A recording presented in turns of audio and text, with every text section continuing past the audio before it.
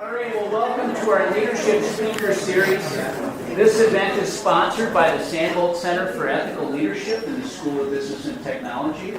The center was created through a gift from Minnesota Power to honor its retiring chairman and CEO, Mr. Sandy Sandbulte.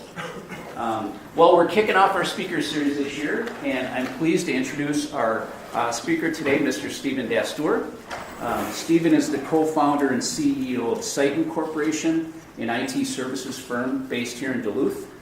He's an entrepreneur who started several businesses. He has a degree in business and finance from the University of West London and degrees in political science and computing from the University of Birmingham, England. Citon and his wife Nicole have 3 daughters, and they live here in Duluth. Citon, welcome, and thanks for speaking to our group today. Thank you very much.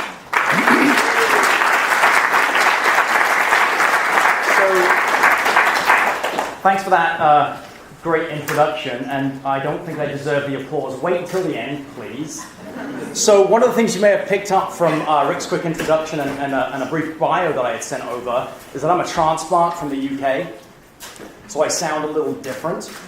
These days, I have been accused of being Australian, Irish, and all manner of different... South African, actually, which is almost an insult just because of the way the language works over there. But anyway...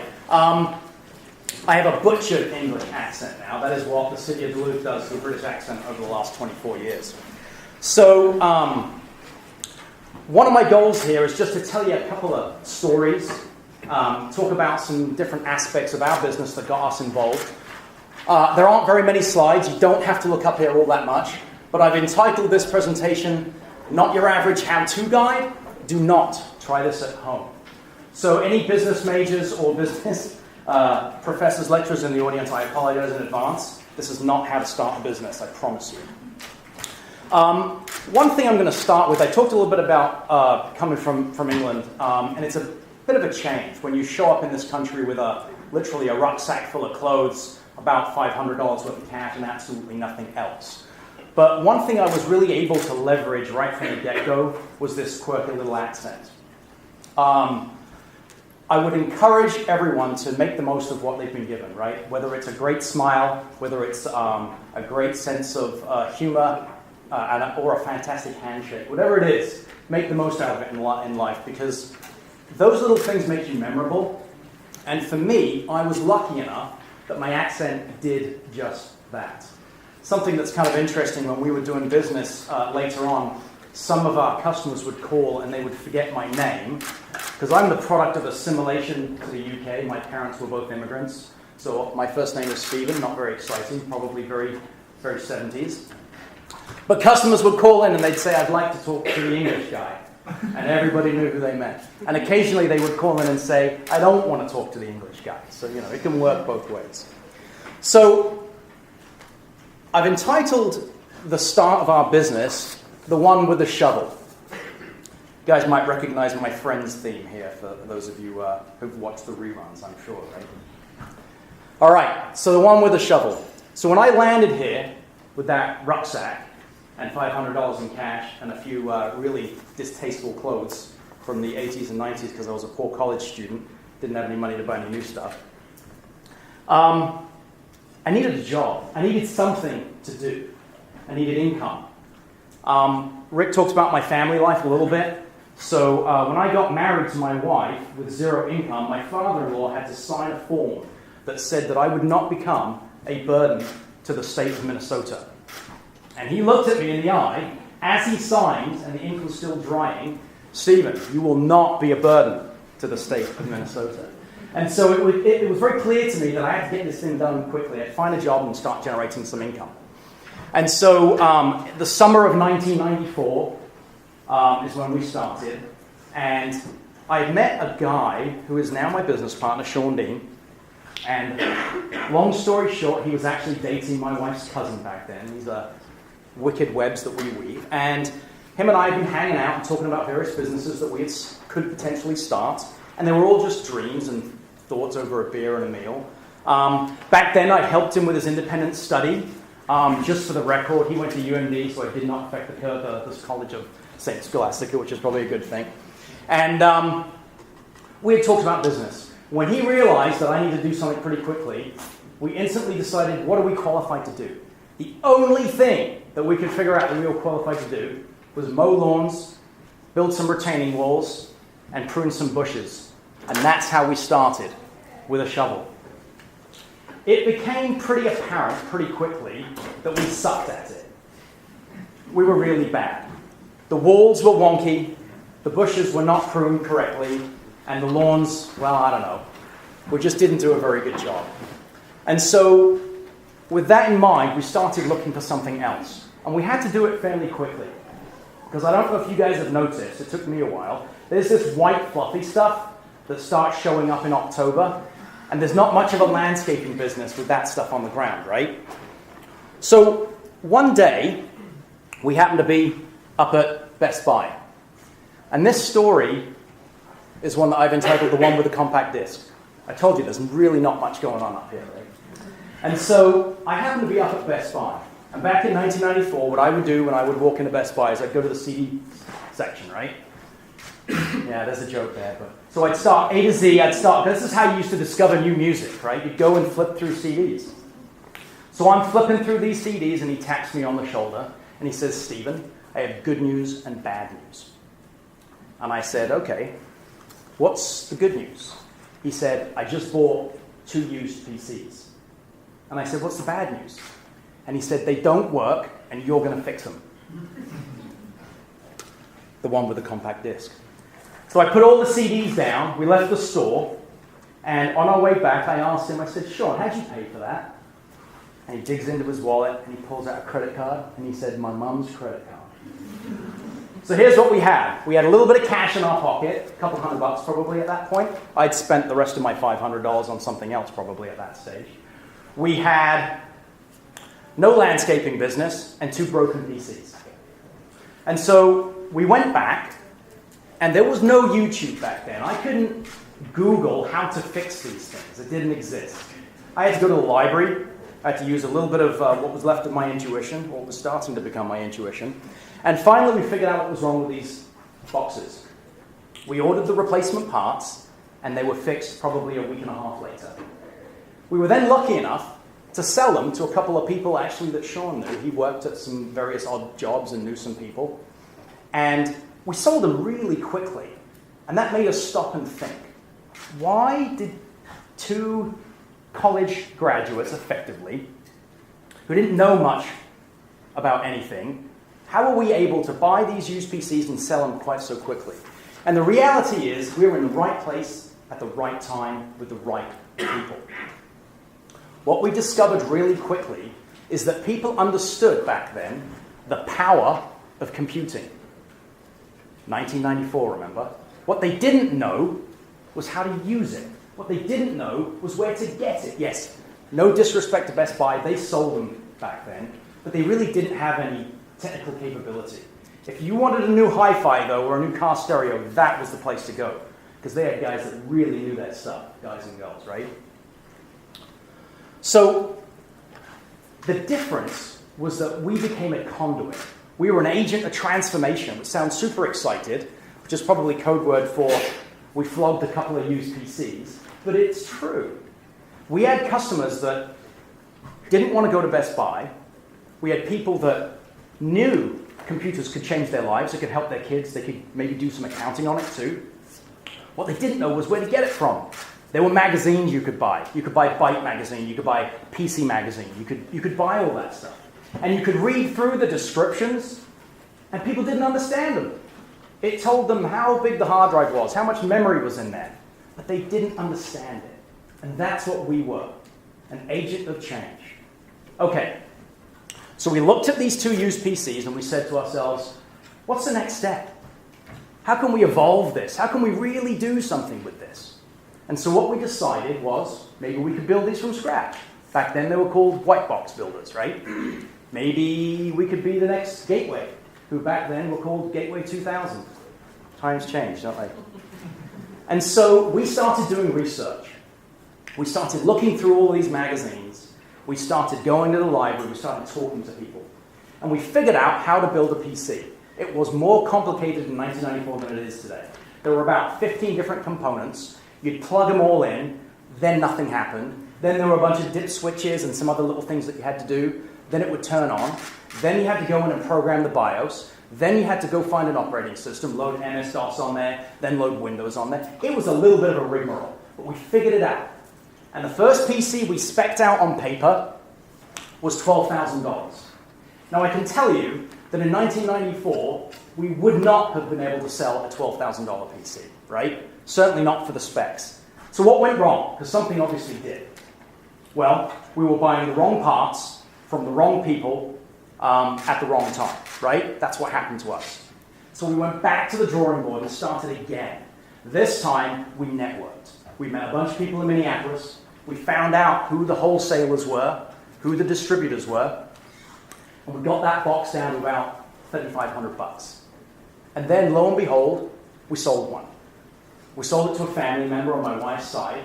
I always tell any inbound salesperson, you've got to sell to your friends and family first, right? You've got to work that network as much as you can, and that's what we did. So we sold that first box. And then we decided, okay, we're selling onesies, twosies, and by then we'd moved into a small little office, mitigated risk. We had about $1,000 in the bank, and we knew at the rent charge that we could probably go about 6 or 7 months before we had to give up and try again. Now, none of this is impressive because I have to tell you, back then we had nothing to lose. I had no mortgage. I had almost zero debt. The UK government was being very kind with my limited student loan. They weren't knocking down my door. They didn't actually know where I lived, so that was a good advantage there too. That is not a lesson, by the way. Pay your student loans. And so we had nothing to lose. So we tried to figure out what that next step was. And that next step was, instead of selling one, why don't we find people that want to buy 5, or buy 6, or buy 7? And we've moved into this office space, and there were other businesses in there, and they were intrigued by what we did. And they asked us questions, and we started doing mini proposals for them. And they'd buy 1s, 2s, 3s, 4s. And then we wanted to find the people that were buying 25s and 50s and 100 boxes at a time. And so we started finding these RFPs, right? Requests for proposals. We started filling those out. And guess what happened? Absolutely nothing happened. We lost every single bid above 10 units for the first 2.5 years of being in business. Again, we were doing something wrong. We just didn't know what it was. So then something really interesting happened. This one's called the one with the briefcase. So we're kind of numb to these bids at this point. We just keep doing these bids, just don't hear anything. And then all of a sudden, out of the blue, we get a phone call. And it's a business manager secretary on the phone. And she says, our business manager has an RFP from you. Would like to meet with you. And we had no idea who it was. We'd done so many, we had no idea which RFP it was. And then she said, your name came up in a board meeting based on one of the board members knowing your wife. There's another lesson in there. Marry someone really smart, right? So we said, okay, great, this sounds awesome. Come on down. So we set the date, hung up the phone. I looked at my business partner. And I have to tell you, for 25 years, our desks, we have partner desks, we sit opposite each other. There are some monitors in the way now and stuff, but our desks have been like this for 25 years, which helps our communication.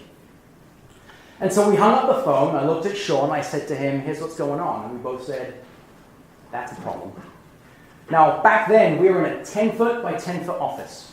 It was a mess. We'd been in business for about 2.5 years. There were components everywhere. We didn't know where anything was. We were disorganized. We didn't really know what we were doing. And so we made a plan. We had to tidy up. So we tidied everything up. We put everything in storage. And we painted all the walls. We went out and we bought 4 or 5 gallons of paint and painted those walls. So it smelled fresh. It was clean. We had another problem. We had one computer in the office, and it wasn't one that we built. It was a Dell that my business partner, his mother, had bought him for his college time. 2.5 years later, after graduating, we were still using that because we didn't have any money to buy one. And so right before this gentleman shows up for our meeting, we take that Dell and we just turn it, just enough, so that he can see the back of the beige monitor and the unit, but not know that it wasn't one of our own designs. We'd never experienced this before. Here comes this guy. He's going to talk to us. Now, his name's Greg Lundberg, and he's a military guy. He was a major up at the Air Force Base.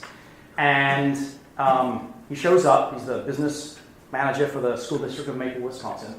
and he's in full attire, and he brings with him this brown, classic, cliche, awesome briefcase, right? Brass hardware, everything. And he sets it down next to him, and we have one guest chair that we borrowed from somebody. We slide this guest chair up, he sits down, he talks to us. He talks to us for about 45 minutes. He asks about family. He asks about what we like to do. And indirectly, I think he's starting to build a little profile on two of us, right? This is a military thing. Then all of a sudden, out of the blue, he looks at his watch. He picks his briefcase up. He puts it on his lap. He pops the locks, lifts it up, takes out a bundle of papers, and hands me a purchase order for $125,000. I was floored. I didn't know what to do. So, what does 24-year-old me do? I start laughing, which was not the best thing to do. My business partner asks me why I'm laughing. I hand him the PO. He starts laughing. The customer's looking at us. He starts chuckling to himself. He says, I know you guys will do right by me. So Greg leaves, he walks out the door, and we kind of sink back in our chairs. It feels like we've now finally got something that's going to put us on the map, business-wise, right? What do you think? Nope. What have we got? What's that piece of paper worth? Nothing. We didn't know that. So we went to the bank, and the bank, who shall remain nameless, pretty much laughed us out the door. So here we are with a purchase order worth $125,000. The bank didn't think we could deliver on it. They didn't have any faith. We've been a customer of theirs for about 2.5 years. And apparently we had not done a good enough job building trust with that bank. But here's the deal. As Greg left the office that day, we told him you'd have your computers in 30 days. I'll tell you one thing about myself and my business partner. We do not give up. Back then, I'm not even sure what we were really thinking with regards to how to deliver on that purchase order for $125,000. And it's not that we were so stubborn that we said, we're going to make this right. It just came naturally. It's just something we just did. So what do you think we did? This is the big no-no in business. We borrowed $10,000 from Sean's parents, and we then went and applied for every single credit card on the planet. We had Chase. We had Discover. We had all of them. We had Amex. We had them all. And then we started buying the product that he needed to deliver on that purchase order. And back then, we weren't even running QuickBooks. Here's two IT guys, not smart enough to have a real accounting system. What do you think our accounting system was? Close. Post-it notes. So we took Post-it notes and we put them on each of the credit cards and we laid them out on a table. And as we bought stuff, we'd go back to the Post-it note, we'd write down the total, the amount. And we were too nervous to add them up as we went along. So now all of a sudden, we've got all the parts that we need. And we've got these things, they're lined up like soldiers, they look awesome. And there were big towers back then. There was a problem with an Intel conversion design, and the towers automatically overnight went from sort of yay big to this big off the floor. It was huge. We had them all lined up, probably around 30 of them if I recall. And back then we would deliver an install for free, so that's what we did. And we showed up on site, and we unloaded everything. And Greg was there, it was summertime, very hot in Maple in the summer, and he was in a short sleeve shirt with a tie, that classic NASA look. He looked awesome. And in the top of his shirt pocket, because you've got to have a shirt pocket, right? I could see the top of a check. And he looked at me, and he said, that's for you when we're all done. Well, Greg didn't know how long this install was going to take. And so we set every single one of these PCs up, went home overnight, came back the next day, and about 3 o'clock the next day, we were finally done. And then that man walked around that school campus for about 30 different PCs and made us turn every single one of those on. We also had to print a test page and show them the licenses for Windows and Office, right? And at the end of it, he handed us the check for $125,000 and said, I'm proud of you both. Now, Greg has since retired, but he's still a friend of mine. And I've never quite had the courage to ask him, but I think I know after knowing him all these years that he just in climbing, you call it a dino, right? He reached for us, and we were able to deliver. And he felt good about doing something for somebody else and supporting two crazy, some people say entrepreneurs, we never thought about it that way, kids who had a little bit of a dream. All right, now I'm going to bring you up to speed. So that probably brings you to about 1996, roughly. In the last 20 or so years, what have we been up to? Well, we now run 4 different IT companies across 2 locations. We run about $18 million across those 2 locations. 4 IT companies. We have the core IT, which is the story that I told you. So we own our own data center, downtown Duluth. We own our own building. We have an optical transport network, so we're actually a fiber hotel for the entire region in our location downtown. We do that cloud thing. We do lots of cloud. We still do servers. We still do workstations when we have a heavy security play as well. We then, in about 2007, started another company called TLX. TLX used to be called Telco Logics, but no one could say it correctly. A little bit of a fumble in the middle, so we abbreviated it to lesson learned. We abbreviated it to TLX. They're a voice over IP company, so business phone systems. And ironically, we actually sell this product. We've been very successful with that. We go from about 10 users all the way up to 2,600 users. We've got a customer with just under 3,000 users over in the West Coast. They're an energy company. We can do premise, so we can put the system at your location, or we can put it in our cloud, right? Hosted system, which is obviously all the rage these days. Then in 2015, we bought another series of companies, and we have a structured cabling. So we pull that blue cable, the Ethernet cable you guys see over here, we pull that. We pull fiber optics. We've got fiber optic terminators. And those guys are focused in the Chippewa Valley. Then we have a physical security company that goes out and installs video cameras and does door access control. So for example, if you're doing a delivery at the deck, you'll show up, you'll hit a button, video camera will come on, the receptionist will verify who you are, she'll unlock the door remotely, the garage door will come up, and you go into what we call a man track, so you can unload the goods and services, and that's what that company does. So that kind of brings you up to speed, 60 employees, right? Okay.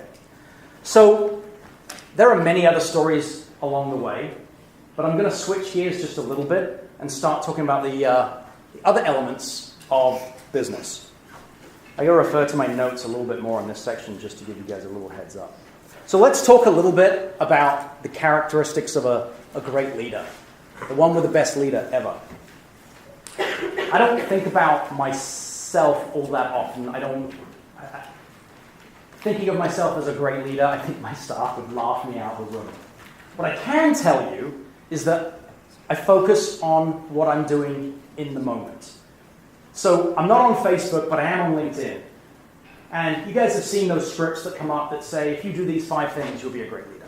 If you do what Steve Jobs did, you'll be a great leader. If you follow and read and take 2 weeks off of work every year and read all the books you can, like Bill Gates does, you'll be a great leader. Do I think there are things that we can do that make us better? Absolutely. I am a work in progress, right? You guys all are too. The minute you stop working on yourself, it's probably time for a reckoning, in my opinion. But I don't believe that you can systematically write down what those criteria are. If you get up at 5 a.m., will you be a great leader? No, you will be tired, in my opinion. Bill Gates was a bit of a dink in his early years. You guys have read those stories. Steve Jobs, he was too. But you never see do these sort of, I'm going to create a word, dinkish things, and you'll be fine, right? It doesn't work that way. But I do believe in doing the right thing. And so, my moral compass feels pretty secure after 25 years. There are some things that I do believe in, right? So I do believe that you have to understand the concept of negotiation. And I do feel that you have to understand that there are competing needs in any negotiation, right? So when I'm selling PCs, my customer wants the price down here, and jokingly, I want the price up here, right? Well, that's a competing need. And if I don't compromise, or the customer, my client doesn't compromise, they're not going to get the goods and products that I specifically sell, right? And I'm not going to get the revenue.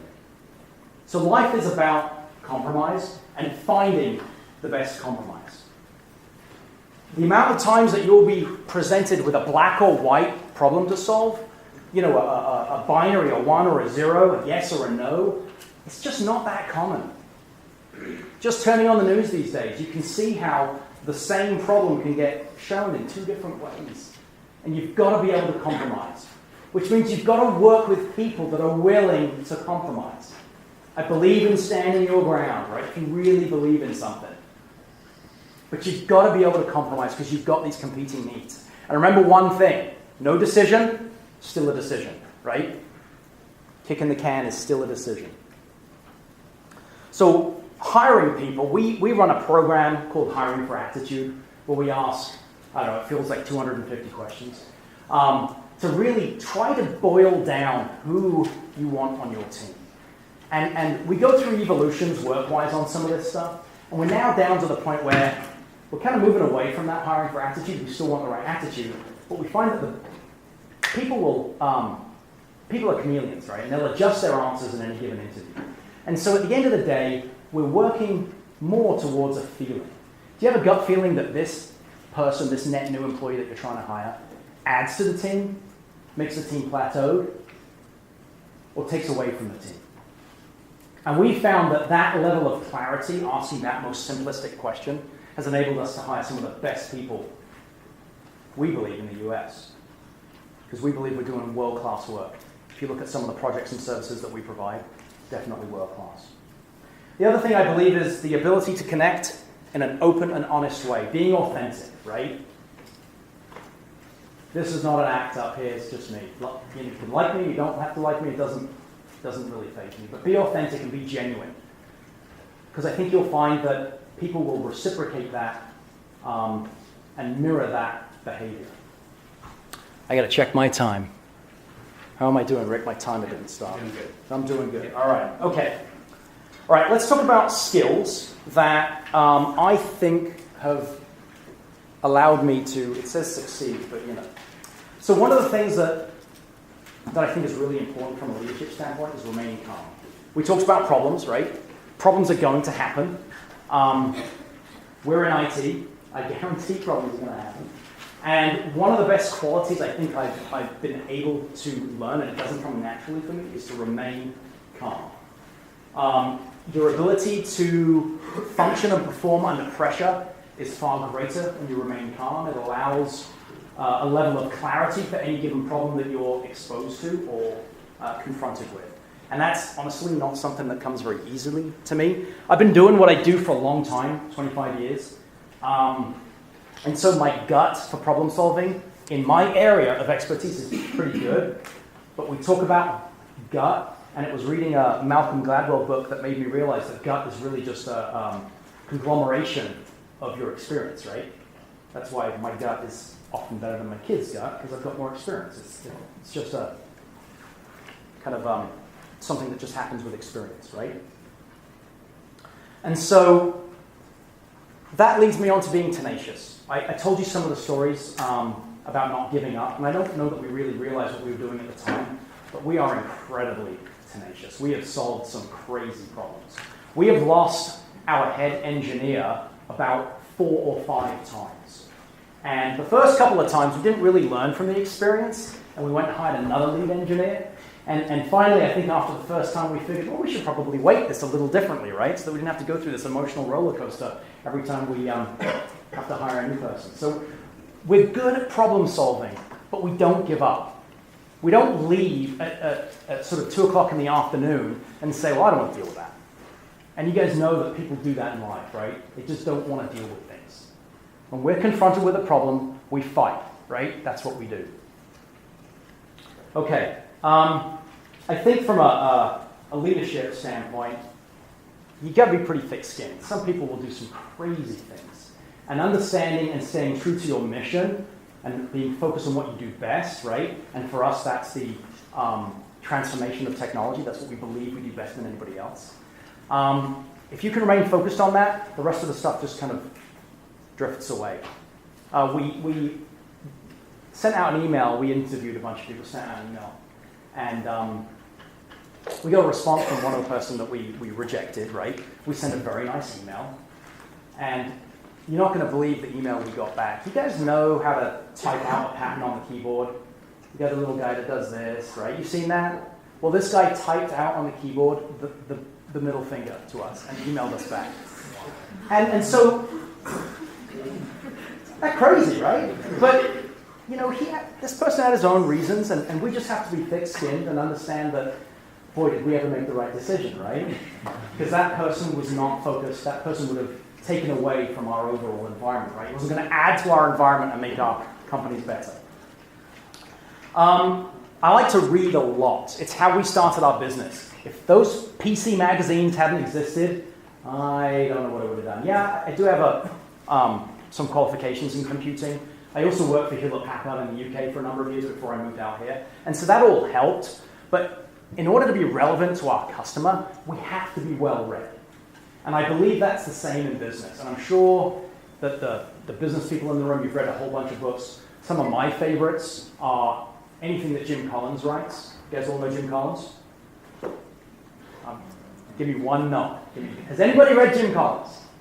Yes? All right, good. Okay. He's got two. I got one. I'll go with that one. He's written two really good books. He's written a lot. And I'm a little biased because he asked me to edit one of his books one time, which was really cool for me. But the first book he wrote was Good to Great. And what he did was he analyzed different businesses within the same business vertical, basically. So he basically took Walgreens and then took Rite Aid, and he compared why one succeeded and one failed. And so he bases his business stuff on real data. And so reading books like that have enabled us to improve our business. It's enabled us to double down on our culture. So for example, Great by Choice is his second book. I call it the Blue Book, because guess what? Blue. And in there he has a SMAC recipe. And a SMAC recipe is, it's just an acronym for strategic, methodical, and consistent. And that's something I truly believe in. Success as a leader is to be consistent. And so our company has this SMAC recipe. And what it does is it tells our employees what we've been doing the last 24 years, what we stand for, and effectively what our ethics and morals are, and how they should then perform. Because when you onboard, we have a healthy onboarding program. It takes about 3 weeks for us to onboard a new team member. But how do we distill 25 years worth of experience into somebody brand new, right? It's really hard to do. So we use tools like this. So one of the reasons that the skills that I think are really important are to find people that are well read. Find people that are willing to continue to learn. And it's that hunger and that thirst for learning that I think makes us as human beings significantly better. That's the whole point. Okay, accountable. You've got to be accountable as a leader. We've had some issues with dress code over the years, and I work really hard to make sure that I don't violate my own dress code. And my team tell me, no, Steve, this doesn't apply to you. And I'm sitting there and I think, yeah, but it really does. Because if I decide to show up in jeans on a Monday, and it's just jeans, I get it, but if I wear something that might be not inappropriate, but just not business ready because I've got a bunch of meetings, let's say I show up in sweatpants, right? Heaven forbid, Stephen in a pair of yoga pants. All right. That model and that behavior modeling might then be reciprocated by my team members, right? And so it doesn't matter about taking lunch early. It doesn't matter about any of that stuff. You've got to model behavior correctly, right? If you want to lead, truly lead. And that means everything. You can't just take the stuff that you like. And personally, I've adapted to that pretty well. I'm okay doing that. So this is business casual for me. No jeans right now, but we're actually incorporating a dress for your day policy moving forward at work. So the last thing with regards to skills is that I personally believe that 50% of life is showing up. You know, when you go back to those first stories, that's what we did. We showed up. And the other 50% is following up. So getting there in the first place, being at the right place at the right time, going to the job interview, whatever it turns out to be, that's only half of it. You've done really well to achieve half of it. But don't forget about the other half. If you say you're going to do something, just do it. And I work really hard in my organization because I create some of the marketing materials for whatever reason. And when anyone comes to me and says, oh, hey, could we do this? Could we create this? I get on it straight away.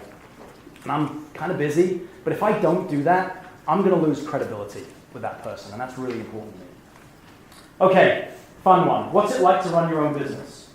All right, we'll talk about some of the pros, some things that I personally like. I like my 8, maybe 9 hours of sleep, so I kind of like the ability to come and go as I please. I like coffee, so I like drinking a lot of coffee. I like to make sure I can go out and get coffee whenever I want it, which is kind of nice. When you run a business, obviously, hopefully there's net income, the bottom line, right? What we call EBITDA. Any business majors in the room? No? Yes? You guys know what EBITDA is? Earning before interest, taxes, and depreciation. Good term. Okay, so I can look at that EBITDA number and I can say, oh, right, maybe I'll pay myself this, right? That's kind of nice. I don't report to anybody. That's really nice, right? Kind of do what I want. If that means not showing up on Fridays, the rest of the business still runs. I've worked hard for 25 years. Maybe I have a glass of wine at lunchtime. I don't know. Just a rumor. So those are some of the pros. Let's talk about the cons. All right. None of what I said is true. Everything I said about my pros list is rubbish. You can't do any of that stuff. There are plenty of pros, but we don't, as business owners, we don't think about it that way. You guys didn't really think I was serious when I said I could show up whenever I wanted, did you? All right. I'm messing with you guys a little bit. I work really hard to make sure I'm one of the first people in every single day. And I'm the last one there on a Friday at 7 o'clock. And I've got work to do, that's not the point. But it's about modeling behavior. And I don't expect them to stay that long. But if the boss disappears on a Friday at 2 o'clock, guess what? Somebody else might feel that they're entitled to do that too. So don't get me wrong, there's a bunch of pros that's allowed me to do certain things in life. Financially, it's been pretty good, but there are doctors that probably do significantly better. I know they do. And I wasn't smart enough to be a doctor, so there are definitely pros, but we get asked this all the time. Oh, you're a business owner. You get to do this, that, and that. It doesn't work that way.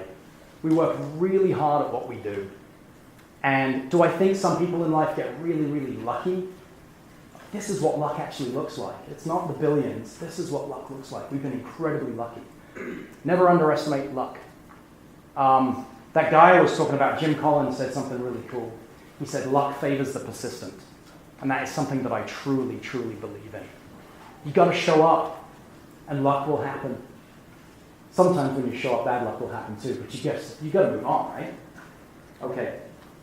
Don't drink at lunchtime either, just for the record. Thinking about what I would have done differently. I've blown these things. That thing doesn't matter anymore.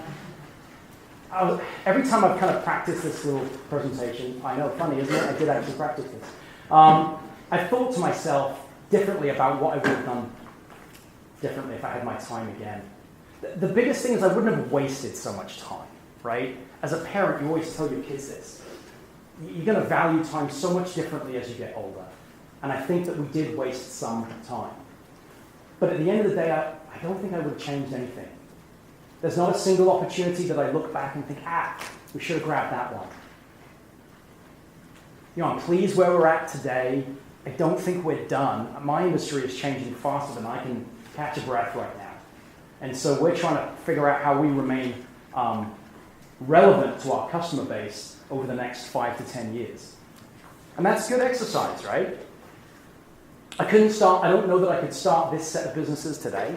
We did it when we were young, and I told you we had nothing to lose. So I'm more impressed with people that start businesses in their 40s, 30s, 40s, and 50s, who've got a mortgage, got 2 kids, and a dog, needs feeding, right? So overall, I wouldn't do anything different. I would have remained more calm when I was younger. You've seen those movies where the person's thinking one thing but doing something else. They're all calm on the exterior, but inside they want to pull someone's head off. I've never pulled anybody's head off, just for the record. But remaining calm is something that it took me a long time to learn. And I worked really hard on that too. So overall, kind of pleased. Not sure I would have made any other different decisions. Let's talk about ethics real quick. When I first started thinking about this, I thought to myself, I can't remember the last really, really ethical dilemma I had.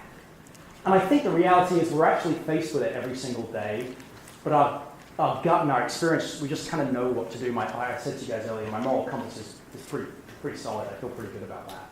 We've been asked to do some crazy things, fake insurance claims on PCs, hide things from employers, move data without an employer's knowledge.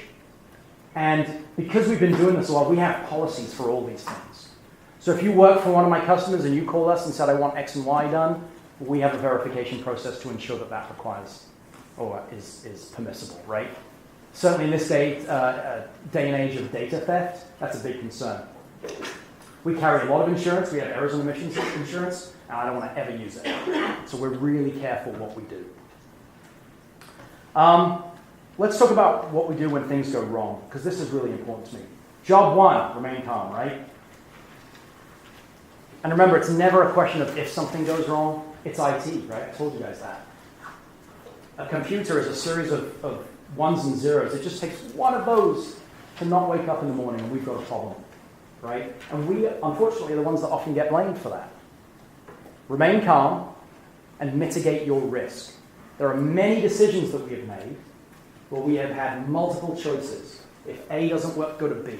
I tell my team, you've got to have plans up to plan D, right? Because when things go wrong, you've got to be nimble, and you can't just think one chess move ahead. I'm a very bad chess player, right? You've constantly got to be surveying and analyzing the data in front of you to figure out what my options are. Because with every sub-decision, I now have new options. New sub-decision, new options. And remaining nimble on your feet makes you really flexible and allows you to make some really good decisions moving forward, right? Don't ignore the signs. I think when you've got a pattern or when you've got 3 data sets in a row, you end up with a pattern. So for example, if we're looking at our business from an entrepreneurial standpoint, if we see PCs declining, there's one for you, right? We need to adapt. If people don't want to buy our custom-built boxes anymore, maybe we can sell them something else. Maybe they don't want to buy it anymore. Maybe they want to rent it instead as a service. You guys heard that term, right? So remaining nimble with respect to that is really important. And you can't manage what you can't measure. You've got to have great measurement. I think we do well with data. I think we've got a long way to go. But analyzing data on an everyday basis, right? Who are my customers, right? What are they asking for? If I don't ask them that question, how can I deliver what they really need? Remember, I am actually not my own customer, right? When you think about business. I've got to ask them what they need. Okay. Home stretch, guys. Any advice to students? This one's difficult. You know, our set of experiences were unique to us. Yours will be unique to you in your own way. One thing I want to say is talk to people. Really talk to people and communicate. There's a really good article out there from the CEO of actually, I think it's either Twitter or LinkedIn. Oh, Twitter is Dorsey, right? So it's LinkedIn.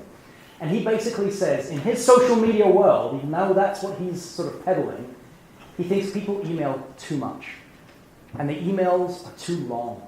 And the message gets lost, it gets convoluted, and we misunderstand, and we get angry, and then we send an angry email back. Just go and talk to people. I call people all the time, and I get frustrated because nobody answers their phone anymore. But it makes a difference. I can do probably 25 texts worth or messages worth in a 5-minute phone call.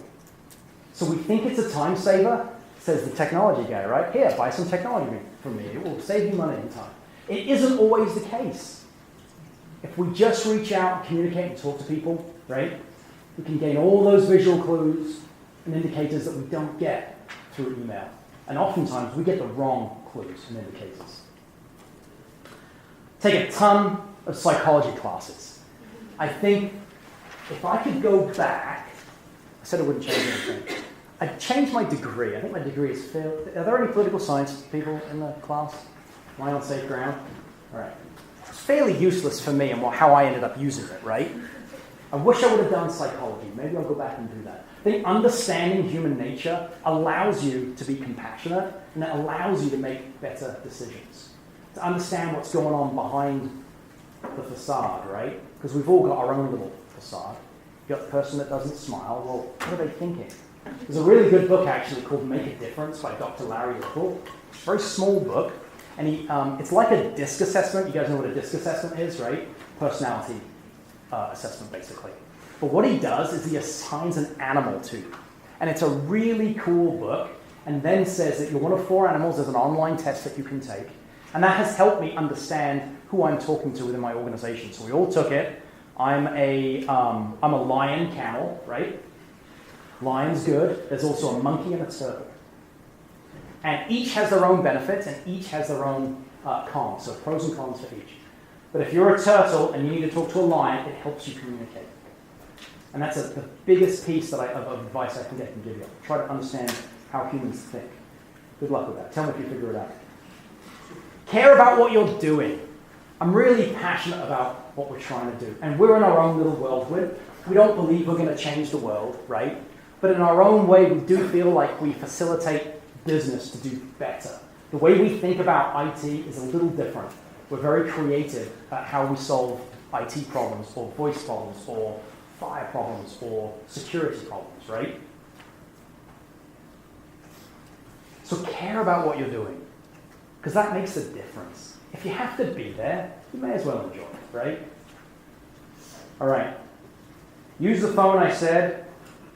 This one, any movie buffs might make you laugh, and this is kind of cheesy, but I really believe in it. You're never wrong to do the right thing, okay? Anybody know the movie? It's The Intern with Jack De Niro and Anne Hathaway. It's a really good family movie, just for record, guys. All right, the last one. Remember that when you do the right thing, it doesn't build credit. But what it does do is build credibility. And there's a big difference. I went many, many years thinking that if I do something for somebody, there's an internal ledger in their brain and they will return that favor sometime, right? Or if I've got an employee and I do something really cool for them, so for example, we'll buy, if an employee does something outstanding, we'll just go and get them a bunch of Visa gift cards, or we'll send them and their family away to a hotel and have a nice meal. And I used to think that if I do that and they get offered another job, they'll turn it down. Well, life doesn't work that way.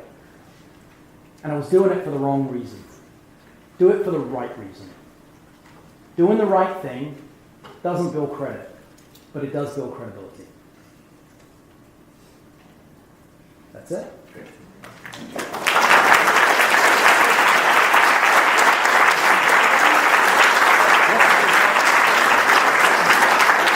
Questions for Stephen?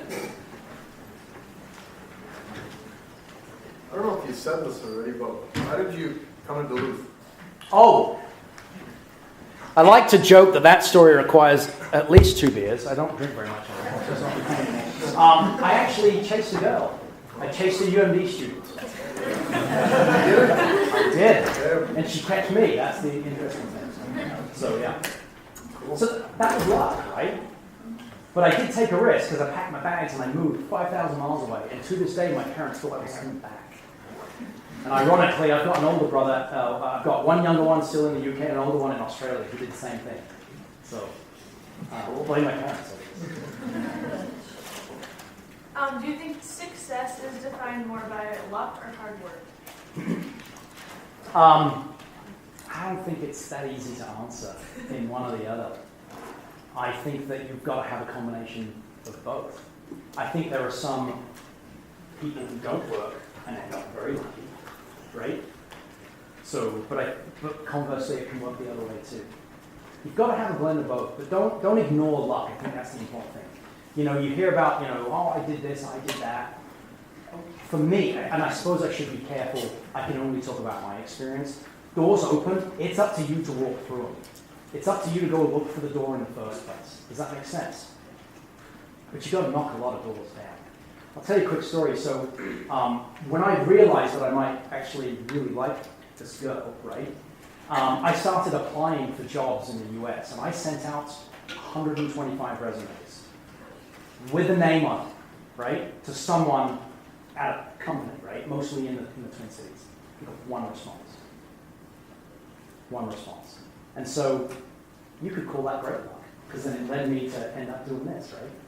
But I've been just as unlucky as I have been lucky, but I truly appreciate what I've learned from the unlucky situations and what I've been able to benefit from the lucky situations.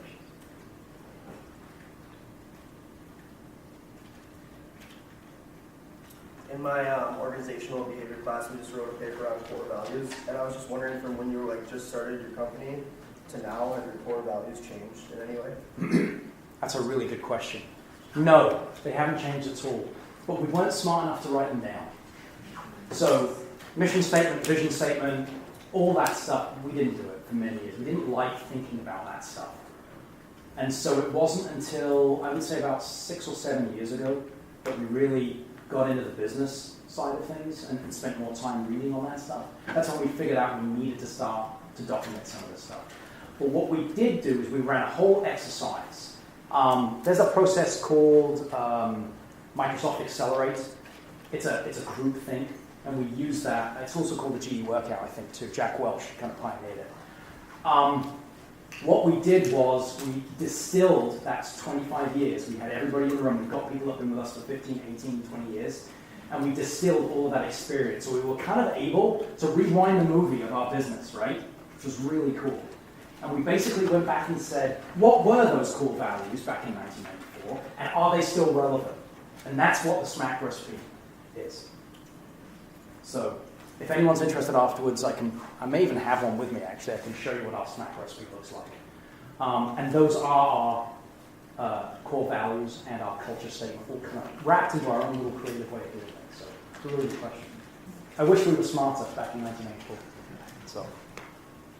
If and when your daughters ask you, what should I do with my life, what's your answer?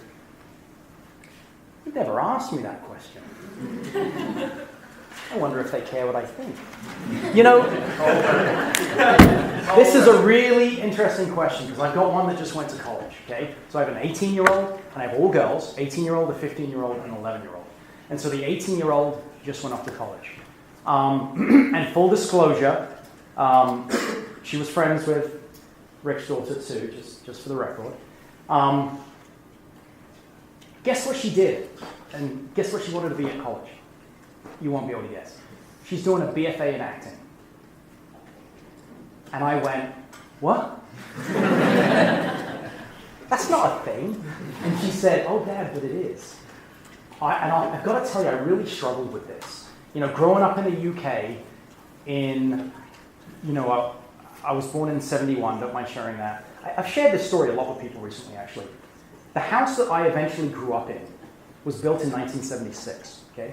This is only 30 or so years after the end of the Second World War. And in that house, we have a tank of water.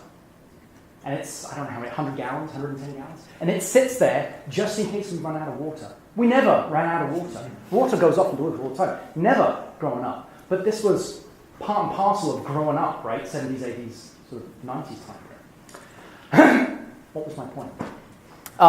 So anyway, growing up, I got it back.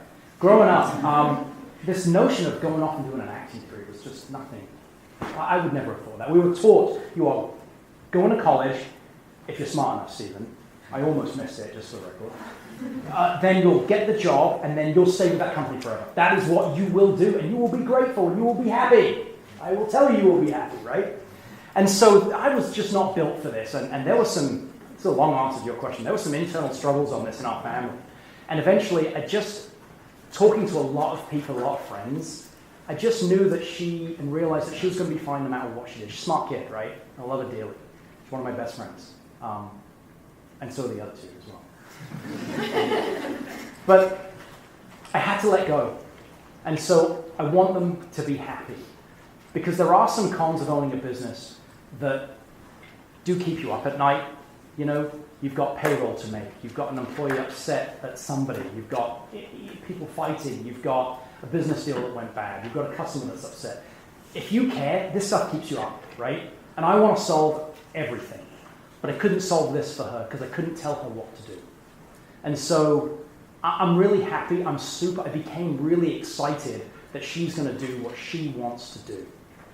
And I place so much more value on that now than had you asked me that question 20 years ago. So, really good question. And she just went, so I only just learned that lesson. Hi. You say you have a real close team at work. What type of team building activities do you do to promote camaraderie within your team and keep everybody kind of close and promote creativity? The easy answer is we eat a lot of food together. And it may sound funny, but that concept of sitting down, having a meal and breaking bread really is something that has resonated for us. So we've taken that to extremes. So I think second week in October, we have our chili cook-off. So everyone is baking their own. It's a blind system, and we vote, and there's an award at the end of it. And so we're constantly doing stuff like that. Personally, myself, we do Filleted Fridays. So we actually will grill. Myself and my business partner will run the grill because that's important to us. And we'll cook fillets for everybody. I actually have pictures on my phone of the fillets that we've been cooking. So a lot of what we do focuses on food. I personally prefer that than having it focus on alcohol. Right? I just feel like that's a better combination. And one thing I guarantee is everybody eats. They may not all eat meat, but they all eat, right? And drinking can actually alienate some people sometimes. So that's been really, really good for us. We'll do dress for your day. We'll do dress up day. We've played battle balls. Do you know what that is? Have you seen those? So these massive inflatable balls that you get inside. Oh yeah. Well, that was really fascinating. You know why? Because you got to see some psychology at play. You got to see someone say, that guy's going down. Right? So, and this was actually across genders too. It was really fascinating. I had my little HR cap on. I was making notes. So we'll do stuff like that. Are we consistent with it? Yeah, but we don't plan that far ahead. We don't look at a whole year and say, what are we going to do? We're a little bit more ad hoc about it. The chili cook-off happens in both locations, same time. And then we do this customer event called Tech the Halls, because it's done at Christmas. Kind of cool, right? Okay. And we'll actually do them both in Duluth and in Eau Claire at the same time and have live video feeds so everyone can kind of just wander into the room. So we do stuff like that. We're always looking for ideas, though. So, what you got? Thanks, Stephen. Great, thank you.